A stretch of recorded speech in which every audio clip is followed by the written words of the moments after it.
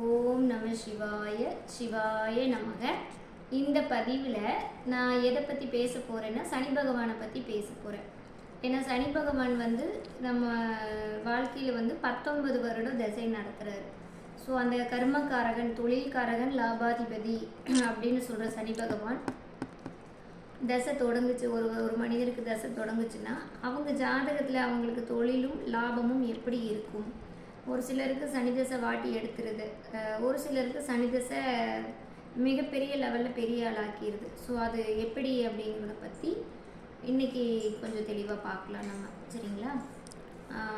சனி பகவான் ஒருத்தர் எந்த லக்கணமாக இருந்தாலும் அவங்களுக்கு 8ஆம் இடத்துக்கு திரிகோணத்தில் இருந்து தசை நடத்தினால் அவங்க வாழ்க்கையில் எந்த முன்னேற்றமும் அந்த 19 வருடத்திற்கு இருக்காது. அவர் 10ஆம் அதிபதியாக வந்தாலும் சரி, 11ஆம் அதிபதியாக அந்த லக்கணத்துக்கு வந்தாலும், அதாவது லாபாதிபதியாக வந்தாலும் சரி, அந்த லக்கணத்துக்கு 8க்கு 9ஆம் இடத்துலையோ 8க்கு 5ஆம் இடத்துலையோ இருந்து தசை தொடங்குச்சுன்னா சனி பகவான் ரொம்ப வாழ்க்கையில் ஏண்டா இந்த வாழ்க்கையை வாழ்கிறோம், உயிர் போயிட்டா பரவாயில்லையே அப்படிங்கிற அளவுக்கு கஷ்டத்தை கண்டிப்பாக கொடுத்துருவார்.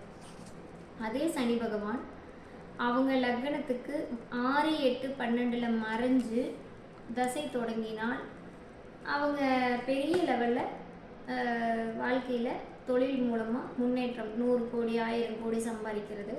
ஸோ இதெல்லாம் அந்த மறைந்திருந்து சனி பகவான் தசை நடத்துகிறப்ப தான் அது உங்களுக்கு வரும், சரிங்களா? அந்த பாக்கியம் கிடைக்கும். இந்த பில் கேட்ஸு இந்த மாதிரி பெரியவங்களாம் இருக்காங்க இல்லைங்களா, அவங்க ஜாதகத்துலலாம் இந்த மாதிரி மறைவு ஸ்தானத்தில் தான் சனி பகவான் இருக்கிறாரு.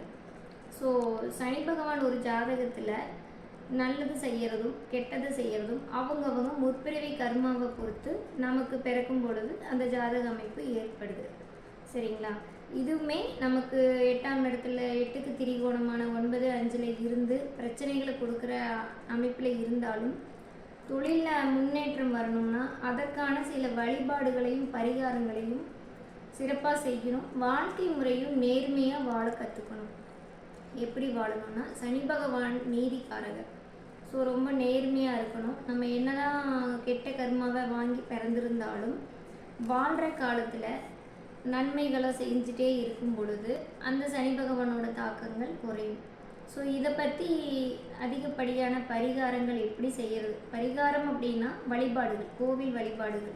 அதை எந்த மாதிரியெல்லாம் செஞ்சால் நமக்கு வாழ்க்கையில் முன்னேற்றம் வரும் அப்படிங்கிறத நீங்கள் என்னோடய நம்பருக்கு காண்டாக்ட் பண்ணி தெளிவாக கேட்டுக்கோங்க. யாருக்கெல்லாம் வாழ்க்கையில் தொழிலில் தடைகள் ஏற்படுதோ அவங்க ஜாதகத்துலலாம் கண்டிப்பாக சனி பகவானோட திரிகோணத்தில் அமர்ந்திருப்பார் அப்படிங்கிறது மறுக்க முடியாத உண்மை, சரிங்களா?